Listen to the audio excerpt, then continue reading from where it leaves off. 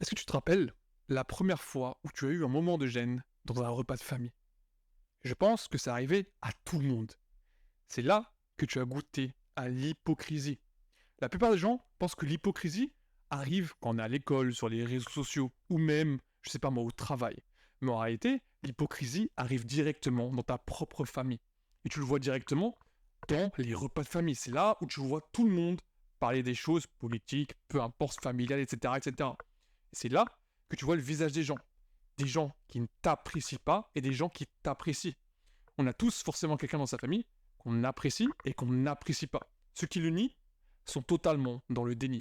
Mais c'est ce que je te dis par là, c'est qu'en fait, depuis petit, ou du moins quand on est petit, on dit forcément la vérité. Vous savez l'expression qui dit les petits disent toujours la vérité ou les enfants disent toujours la vérité. Mais ça, c'est une vérité à partir du moment où tu arrives à l'école primaire. Dès lors que tu entres en école primaire, là, tout va changer. On va t'apprendre que tu ne peux pas te permettre de dire des choses qui peuvent blesser les autres. Et à partir de ce moment-là, tu vas comprendre la vraie définition de l'hypocrisie. Parce qu'au final, l'hypocrisie, ça marche comme une échelle. Tout d'abord, tu vas avoir l'hypocrisie familiale, c'est là où tu vas prendre les bases de l'hypocrisie, et ensuite, tu vas augmenter dans l'échelle. Après l'hypocrisie familiale, tu vas entrer dans l'hypocrisie qu'on appelle l'hypocrisie des pairs. C'est donc là où tu vas avoir une hypocrisie au niveau de tes amis et de tes connaissances. Parce que oui, quand tu es au collège ou au lycée, tu commences vraiment à te faire des amis. Des personnes qui vont t'apprécier et même des personnes qui vont te détester dans ton cercle social. À partir de ce moment-là, tu es au step 2 de l'hypocrisie. Et à partir du moment où tu vas augmenter encore dans l'échelle, tu vas arriver dans l'échelle de l'hypocrisie des réseaux sociaux. Tu sais, tous les guignols qui disent ouais, moi je suis riche, etc. etc. Bah ça, c'est la base de l'hypocrisie des réseaux sociaux. Et ensuite, tu as le next step de l'hypocrisie. Et là, c'est le max du max. C'est ce qu'on appelle l'hypocrisie dans le monde professionnel. Et t'inquiète pas, je vais t'expliquer tout ça. Parce qu'au final, notre monde est totalement hypocrite. Ose me dire droit dans les yeux que personne dans ta famille n'est hypocrite envers toi. Tu n'arriverais même pas à m'affirmer cette phrase-là. Parce que tu sais que des personnes sont hypocrites dans ta propre famille. Et je te dis pas d'une façon négative, mais plutôt d'une façon positive. Car au final, l'hypocrisie, c'est l'arme numéro 2 après l'intelligence sociale dans notre propre société. Si tu arrives à utiliser l'intelligence sociale plus l'hypocrisie dans ta propre réalité et dans ta propre vie, crois-moi, tu vas littéralement step up dans ta vie. Et ça, il faut que tu le comprennes. L'hypocrisie, c'est un art. Il faut savoir donc le décrypter et le maîtriser. Lorsque tu comprends que quelqu'un est hypocrite envers toi, tu as déjà compris la première compétence. Donc, tu as décrypté soit le body language de la personne qui est hypocrite envers toi, soit le langage qu'il a utilisé pour être hypocrite envers toi. Et s'il te plaît, dès que quelqu'un est hypocrite envers toi, ne te justifie pas ou ne réponds pas agressivement. Réponds toujours d'une façon avec de l'humour. Car si les personnes comprennent que tu ne réagisses pas à leur hypocrisie ou même à leur vanne, crois-moi, ils vont totalement changer leur point de vue. Et ça, faut que tu comprennes. Ce que j'essaie de te dire, c'est que lorsque tu es en repas de famille, analyse les discussions. Analyse les phrases qui sont dites. Est-ce qu'il y a des pics? Est-ce que des gens essaient d'être hypocrites envers quelqu'un sans que ces derniers ne comprennent? Et si toi, tu arrives à décerler des petites choses dans ces phrases-là, crois-moi, tu vas complètement être prêt pour le deuxième step et donc savoir comprendre l'hypocrisie dans ton cercle social, ou du moins dans ton cercle social amical. Ça, c'est le deuxième step. Je vais vous raconter une petite anecdote. Pour ceux qui savent, vous savez que j'ai fait des études de lettres, ce qui veut dire que j'étais l'un des seuls garçons dans ma promotion. Et ce qui est assez marrant, c'est qu'à chaque fin de cours magistraux, avec une connaissance à moi de l'époque de ma promotion, on allait souvent au distributeur, à café, à snacking, etc., etc. Et à cette époque, on parlait tranquillement, et une fois, il y a une amie à elle qui est venue, elle lui fait la bise, elle me fait la bise, etc., etc. Elles parlent, elles font leur truc, blablabla. Et moi, elle décide de partir. Et ma connaissance, elle me sort, elle, c'est une grosse pute. Je répète, elle, c'est une grosse pute. La meuf, je ne la connaissais ni d'Adam ni d'Ève, et pourtant, elle me donne un point de vue aussi grand, et elle paraît tellement hypocrite après l'action qu'elle a fait d'avoir parlé avec elle, qu'au début, j'ai pas compris. Je me suis dit, il y a une caméra cachée.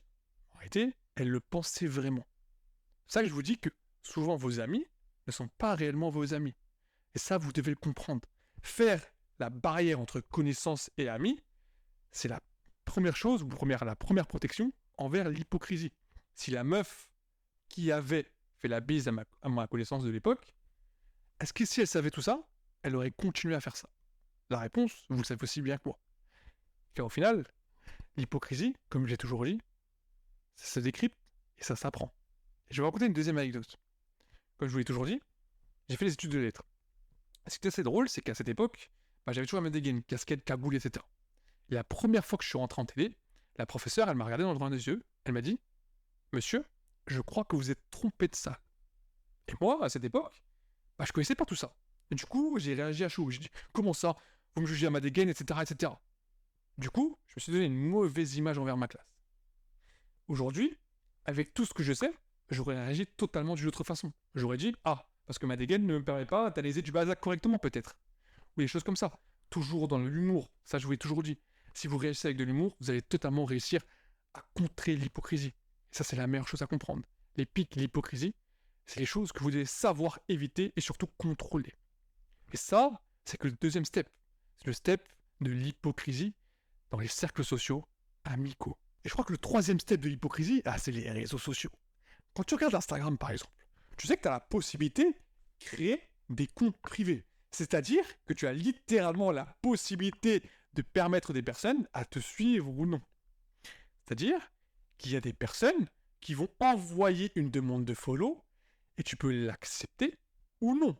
Il y a des personnes que tu ne connais ni d'Adam ni d'Ève qui vont t'envoyer une invitation et tu vas quand même accepter. C'est-à-dire que tu leur donnes la possibilité de voir ce que tu fais dans la vie, qui est-ce que tu follow. Non mais sérieusement, à ce niveau-là, crée un profil public. Comme ça, tout le monde va voir qui tu es. Je suis pas en train de te dire que follow des personnes, c'est mauvais. Je suis en train de dire que si tu as un compte privé, à quoi ça sert d'autoriser des personnes à te suivre alors qu'ils ne te connaissent pas et que tu veux rester secret entre parenthèses? Ça n'a pas de sens. C'est ça que je dis que les réseaux sociaux, souvent, c'est tellement hypocrite quand tu vois les vidéos, les shorts, les reels comme ça.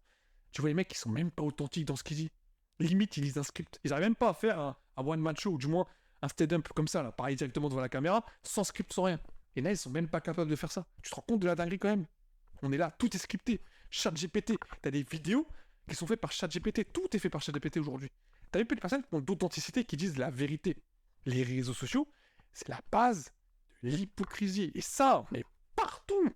TikTok, Instagram, moins YouTube, j'ai l'impression. Parce que YouTube, t'as quand même des personnes qui sont un peu plus authentiques, qui sont plus sur YouTube que sur les autres réseaux. Il y a énormément de personnes qui sont sur YouTube et qui sont très authentiques, qui n'ont pas de réseaux sociaux, TikTok, Instagram. Parce qu'ils savent que YouTube, c'est un peu le Saint Graal, c'est le réseau social numéro 1. Bref, ça pour vous dire que les réseaux sociaux, c'est l'hypocrisie au maximum. Quand tu vois les photos retouchées, les vidéos retouchées, les physiques inatteignables, naturellement, les choses comme ça, comment tu veux ne pas être hypocrite? Comment il y a des personnes qui osent dire devant la caméra: non frérot, je suis pas dopé. Non, mon corps il est comme ça. Alors, ils retouchent les photos. Non mais sérieusement. Et le quatrième step de l'hypocrisie, c'est l'hypocrisie dans le domaine professionnel. Et ça, c'est le saint graal de l'hypocrisie. Je ne sais pas quel âge tu as, mais crois-moi, quand tu vas commencer à travailler, tu vas goûter à l'hypocrisie, mais vraiment dans son vraie définition, dans sa vraie définition. Parce que les personnes dans le domaine professionnel, c'est pas souvent les personnes qui travaillent le mieux. C'est pas souvent les personnes qui font les meilleures choses. Non. C'est les personnes qui arrivent à surtout être hypocrites. Et ça, tout le monde va pouvoir me le justifier. C'est une dinguerie. Dans le domaine professionnel, plus tu es hypocrite, plus tu vas monter et avoir des responsabilités. Ça, c'est ouf. Tout le monde va jacter sur tout le monde. C'est un truc de ouf. Je sais pas si tu as déjà goûté à ça, mais c'est une dinguerie. Les vestiaires, les changements, tout ça. Oh, putain. C'est une dinguerie comment les gens sont hypocrites. Ouais, t'as vu elle? Ouais, t'as vu lui ce qu'il a fait? Qu'est-ce que des fois j'en ai rien à foutre, frérot. Fais ce qu'il a envie de faire. Mais c'est ouf. Au travail, quand tu seras dans le monde professionnel, même dans le business, hein, gros. Dans le business, dans l'entrepreneuriat, tout le monde va être hypocrite. Ah, t'es le meilleur. Alors qu'au final, il le pense même pas. Ouais, t'es comme si. Alors qu'au final, il le pense même pas. Non, c'est trop. Franchement, si tu arrives à comprendre l'hypocrisie, ces 4 steps que je viens de t'expliquer, et tu arrives à le décrypter, à le comprendre, à le maîtriser, crois-moi, les responsabilités dans le domaine professionnel, tu vas l'avoir. Comprendre l'hypocrisie dans ton cercle amical, tu vas le comprendre. Savoir le gérer, tu vas réussir à le gérer. Et surtout, tu vas réussir à couper les relations qui ne te servent strictement à rien, ceux qui sont vraiment hypocrites. Crois-moi, l'hypocrisie, c'est un next level pour comprendre la nature humaine. Et si tu arrives à maîtriser tout ça, à le décrypter et à le maîtriser à la perfection, crois-moi, tu vas complètement changer ta vision du monde.